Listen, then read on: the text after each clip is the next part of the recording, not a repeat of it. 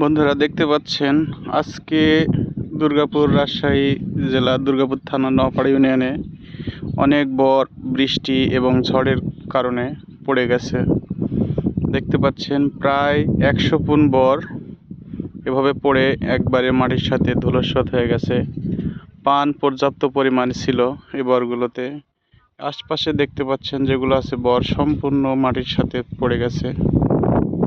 এই বরগুলো কৃষকরা কি করে তুলবে এখন?